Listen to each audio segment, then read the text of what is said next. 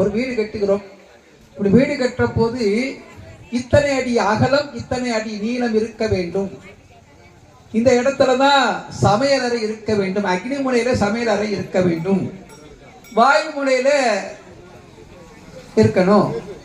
வீட்டு எஜமானன் கன்னி முனையில இருக்கணும். இப்படி எல்லாம் சாஸ்திரங்கள் சொல்கிறது. அதன்படி கட்டி நம்ம சௌரியமா இருக்கிறோம். இப்ப வாஸ்து பூஜை என்று சில அதுக்கு நிறைய செலவழிக்கிறோம்.